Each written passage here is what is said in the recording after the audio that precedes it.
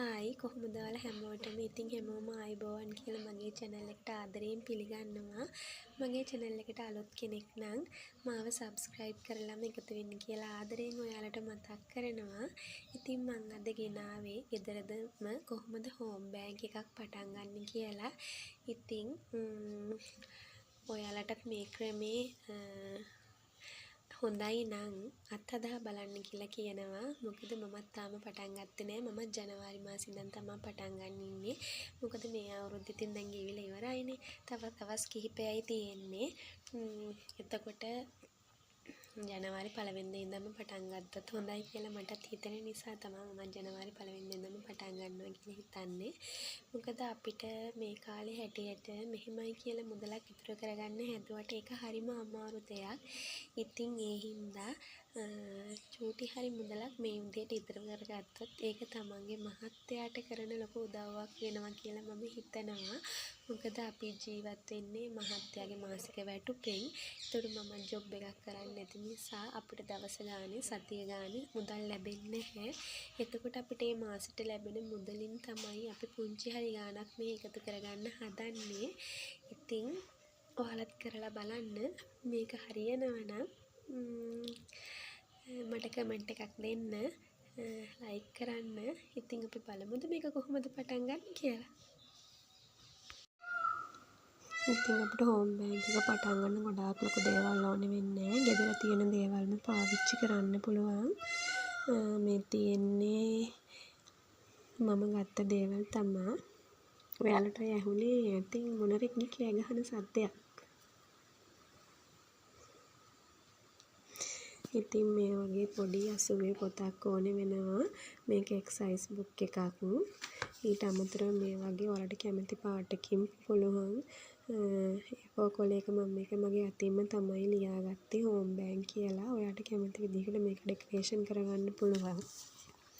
ඊට අමතරව මම මේකත් මේ විදිහට හදාගත්තා ලස්සනට මගේ පොතේ අලව ගන්න.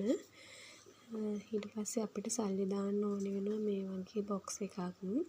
මම නම් මේ ලොකු බබාගේ ලන්ච් බොක්ස් එකක් පාවිච්චි කරන්න නැති ගත්තේ. ඒකට මෙහෙම කොලයක් අලවලා මනි බොක්ස් කියලා ලියාගත්තා.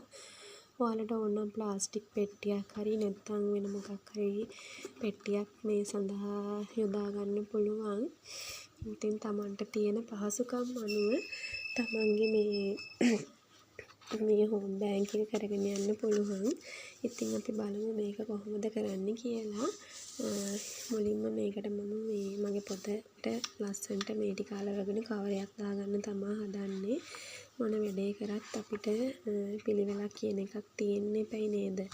ඉතින් මේ බැංක් එකේ මැනේජර් වෙන්නෙත් මම. එතකොට අයිතිකාරයා වෙන්නෙත් මම. ඒ නිසා අපි මේක පිළිවෙලට කරගන්න ඕනේ.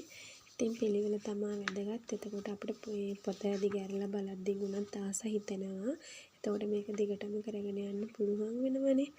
ඒ හින්දා මේක ලස්සනට කවරයක් දාගෙන ඉමුකෝ අපි ඇතුලේ වැඩ පටන් ගන්න කලින්.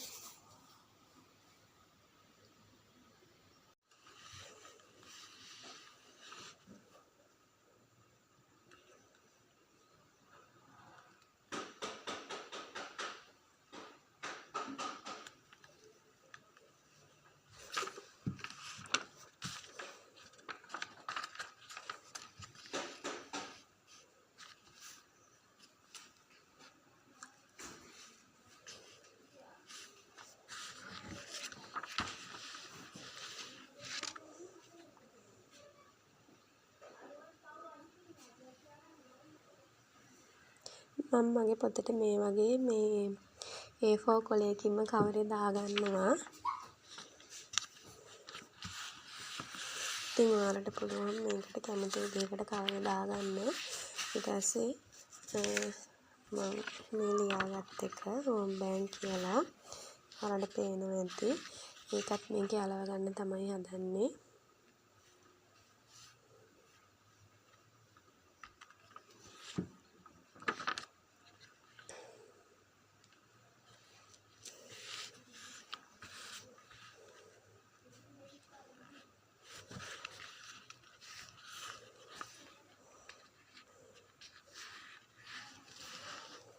ඔන්න මේ විදිහට අලව ගත්තා.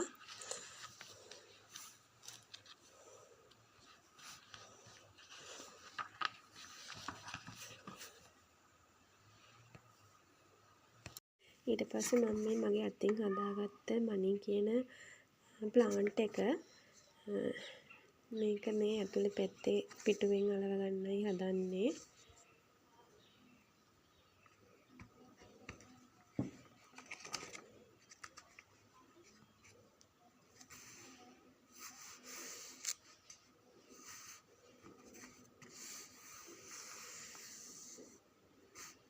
හරි මේ තියෙන්නේ මගේ බුක් එක. අපි ඒක ටිටි කවර් එකක් දාගමු. නැත්නම් මේකට වතුර හරි මොන හරි හලන ගමු. පොත ලේ බොඳ වෙලා යනවා. මොකද මට පොඩි බබාලා දෙන්නෙක් ඉන්න හින්දා මම වැඩ කරනකොට මේ යාලත් මේක අදින්න ගන්නවා.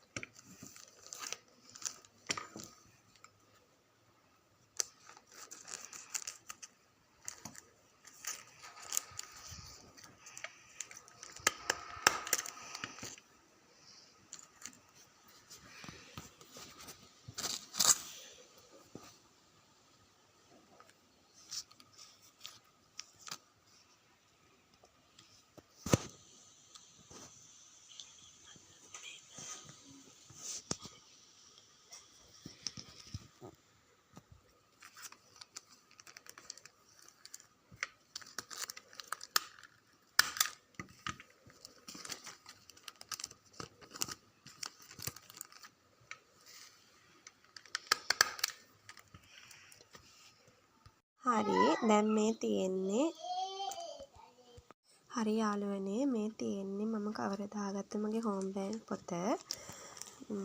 මේ විදිහට තමයි ඉවර කරගත්තම පේන්නේ. ඉතින් මම ඇතුළෙත් කොටු ටික ගහගත්තා. කොටු ගහන එක නම් මට වීඩියෝ කරගන්න බැරි වුණා. මෙතනින් මේ මන්ත් කියලා ගහලා තියෙන්නේ. එතකොට මෙතන අපි අදාළ මාස තමා ලියාගන්නේ. ඊට පස්සේ මම කොටු 3කට වෙන් කරගත්තා. ඩේට් එකයි එදාට දාන ගානට amount එකයි total එකයි. ඊට පස්සේ අපි බලමු දැන් මේක කොහොමද පුරවන්නේ කියලා. අපි හිතමු මෙතන ඩේට් එකට අපි දැන් මේක ජනවාරි වලින් ඉඳන් පටන් ගන්න හින්දා අපි දාගමු 2026 1 කියලා. දැන් අපි 2026 ජනවාරි මාසේ පළවෙනිදා දානවා රුපියල් 50ක මුදලක්. එතකොට මෙතන ටෝටල් එක වෙන්නේ 50ක්. එතකොට අපි හිතමු එදාම දානවා අපිට තව දාගන්න පුළුවන් වෙනවා රුපියල් 20ක්.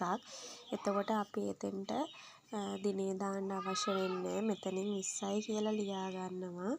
ඊට පස්සේ මෙතෙන්ට 20 දාන්නේ මේ 20යි 50යි එකතු වෙලා රුපියල් 70ක් වෙන්නේ. ඒ 70 තමයි මෙතනින් ලියාගන්නේ. එහෙම තමයි මේක පුරවගන්නේ. ඉතින් මම අර කලින් කිව්වා වගේ මමට දවස ගානේ දාන්න දවස් පඩියවත් සති පඩියවත් මට එන්නේ නැහැනේ. එතකොට මේකටම කියලා අපිට ගාණක් තීරණය කරගන්න බෑ මෙච්චරක් දානවා කියලා. එතකොට මම මේ පොත පුරව ගන්න දැන් අපිට පුළුවන් ගෙදර ඉන්න කෙනෙක් නම් අපි ග්‍රොසරි shopping යනවා නැත්තම් වෙන දේවල් වලට අපි වියදම් කරන මුදල් තියෙනවනේ. ඒ වගේ අපිට එදාට අපේ පොකට් එකේ ඉතුරු වෙනවා නම් රුපියල් 20 පිරිසක් සමහරක් වෙලාවට 30ක් 50ක් 100ක් අපිට ඉතුරු වෙන ප්‍රමාණයක් තියෙනවනේ. අපිට ඒක පුළුවන් මේ අපේ හෝම් බෑන්ක් බුක් එකට දාගන්න. හිතන්නකෝ අපි මාන්ත්ලි ඒ කියන්නේ මාසෙකට ගොසරි shopping වලට රුපියල් 15000ක් වෙන් කරනවා කියලා. අපි ඉතින් කඩේට ගිහිල්ලා බඩු ගත්තාම අපිට රුපියල් 15000න් ඉතුරු වෙනවා කියනකොට රුපියල් 250ක් එදා ඉතුරු වුණාම කියලා හිතන්නකෝ. එතකොට අපිට පුළුවන් ඒ 250 කොහොමත් අපි මේ මාසේ ගොසරි shopping වලට වෙන් කරලානේ තිබුණේ. එතකොට අපිට පුළුවන් ඇවිල්ලා මේ ඔයාගේ හෝම් බෑන්ක් එකට ඒ රුපියල් 250 දාගන්න.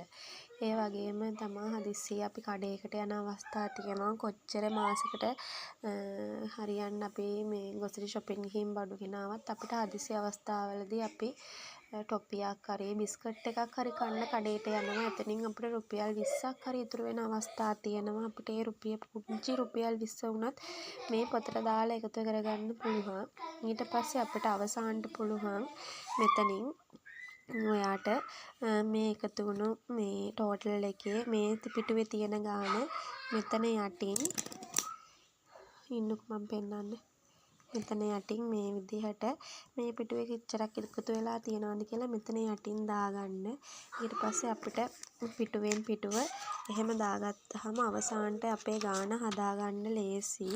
ඉතින් මේ විදිහට අපි මේ පොතේ එකතු කරන මුදල් මේ වගේ මං ඉස්සෙල්ලා පෙන්නුවා වගේ අපේ මනි බොක්ස් එකට දාලා එකතු කරගන්න පුළුවන්. මං නම් දැන් කීයක්වත් දාලා නැහැ. මොකද මමත් මේක ජනවාරි වලින් ඉඳන් පටන් ගන්න හිතාගෙන ඉන්නේ. ඊට කලින් තමයි මම ඔයාලට මේ කරන විදිහ පෙන්නුවේ. මේක මම මේ ලියලා පෙන්නුවේ ඔයාලට මේ කොහොමද මේක කරගෙන යන්නේ කියලා හිතා ගන්න පුළුවන් වෙන්න.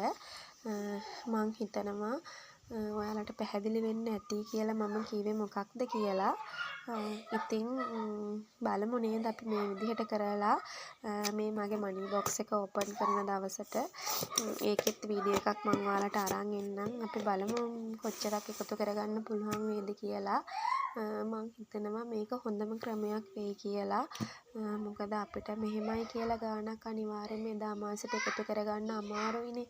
ඉතින් මේ විදිහට අපේ අතේ ඉතුරු වෙන ගාණ මේ පොතට දාලා එකතු කරගන්න පුළුවන් එක ලේසි ක්‍රමයක් කියලා මං හිතනවා. ඉතින් යාළුවනේ එහෙනම් මං ගිහින් එන්නම්. අමතක නොකර මගේ channel එක subscribe කරලා මාත් එක්ක එකතු වෙන්න. ගිහින් එන්නම්. bye.